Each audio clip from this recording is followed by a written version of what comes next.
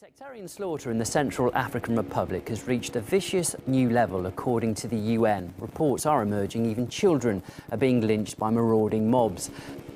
República Centro-Africana já começaram a desarmar as milícias que fizeram cerca de 400 mortos nos últimos meses. Violencia también que continúa y tensión en la República Centroafricana.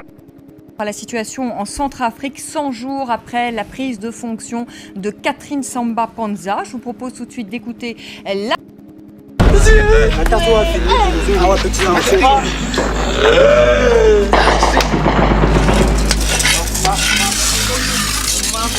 viennent dire qu'ils ne voulons pas les musulmans ici, ils vont venir tuer, les musulmans sont partis, les demander le pardon, on a donné le bœuf, on a donné de l'argent. Ils ne voulaient pas, ils disent qu'ils vont tuer seulement les gens de Baour. Anti-Balaka demande avec leur chauffeur de faire descendre les musulmans. Oui. C'est comme ça que les massacres de musulmans sont ici. República Centroafricana, el discurso de la muerte. El desarrollo coyuntural que marca la crisis de la República Centroafricana se encuentra inmersa en la precaria situación de seguridad y orden en razón a los enfrentamientos de los grupos rebeldes Seleka que responden a la religión musulmana y a los anti-Balaka que responden a la religión cristiana. Esto se debió al golpe de estado propiciado por los Seleka contra el presidente Bozizé, generando que este saliera del país y el grupo rebelde se hiciera con el poder gubernamental, proclamando como presidente a Michel Yatovia. El gobierno de Yatovia se vería marcado por las atrocidades selectivas a la población civil mayoritariamente cristiana, generando un malestar entre aquella población afectada, que ante tal violencia desarrollan una idea de venganza, propiciando la creación de grupos paramilitares que en su composición estarían formados por los cristianos, tomando el nombre de Anti-Balaka. Desde el golpe, ambos bandos han utilizado la retórica religiosa con fines políticos y han cometido matanzas que, según la ONU, tienen todos los ingredientes para construir un genocidio. Yatovia dimitió el 10 de enero de 2014 por la presión de líderes regionales ante su incapacidad para reconducir el conflicto.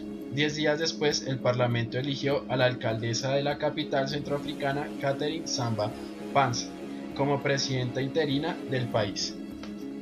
Yo creo que el hecho de que haya una división en Centroáfrica, en la República Centroafricana, entre musulmanes y cristianos, resulta de ese desdibujamiento que finalmente llegan a ser la división de las naciones a lo largo del siglo XX en el proceso de descolonización, y que realmente las líneas que dividen a los países son falsas. Si usted se da cuenta, las minorías musulmanas a todo lo largo de lo que llamamos el mundo musulmán, lo que es el Magreb y lo que es incluso hasta Indonesia, usted siempre va a encontrar que las minorías musulmanas las persiguen sistemáticamente, y eso genera procesos de guerra civil, de conflicto, que uno ve que de repente explotan, pero esas explosiones, si uno las mira bien, son constantes. La República Centroafricana se encuentra localizada en el centro del continente africano. Deja de ser una colonia francesa logrando su independencia en 1960. El desarrollo de su historia ha estado marcada por la permanente inestabilidad política en la sucesión de los mandatos en el poder, que en la mayoría de los casos ha sido por vías armadas, olvidando la formalidad democrática. Tras la derogación de la independencia, David Deco se consolida como el primer presidente de este promiscuo país. Jean Bedel Bokassa derroca al primer presidente centroafricano con apoyo francés, instaurando un régimen monárquico.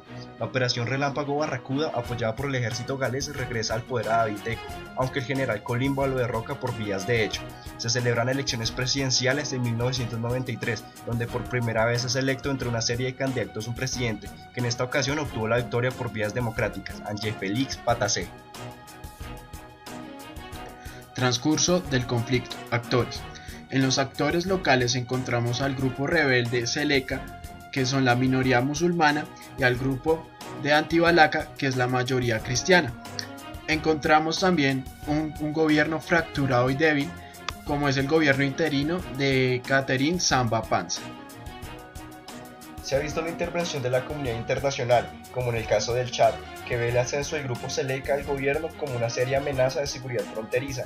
Ambos países vecinos comparten una extensa y porosa frontera que facilita la incursión de refugiados. Chad se ha enfrentado a ataques rebeldes de grupos basados en Sudán, su vecino del este, por lo que lo último que quiere ver es otro polvorín en el sur.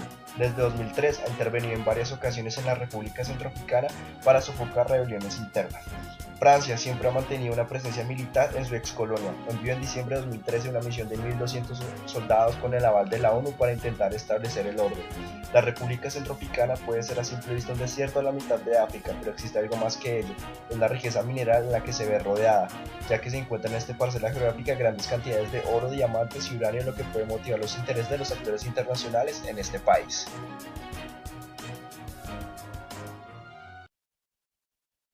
Si ustedes lo miran en el marco histórico, usted encuentra que Francia sigue teniendo una influencia muy fuerte, porque por ejemplo, no solamente son los cascos azules que puedan enviar las Naciones Unidas, sino que allí hay apostadas unas fuerzas militares, a pesar de que esta es una buena proporción del país que es desértico, a Francia le influye mucho. Si ustedes miran un poco cómo funciona la lógica, la mentalidad francesa, Francia no se ha podido despojar del legado colonial que siempre tuvo. Uganda, asesorada por Estados Unidos, busca combatir al grupo rebelde Ejército de Resistencia del Señor, que se extiende por la zona de la República Centroafricana. Es un continente muy diverso, muy complejo, pero algunos actores se distinguen.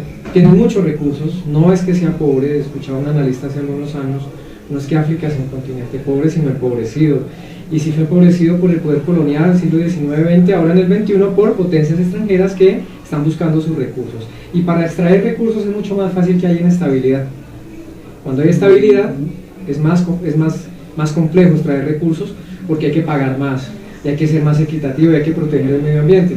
Cuando hay inestabilidad y operan los famosos señores de la guerra, es mucho más fácil extraer recursos.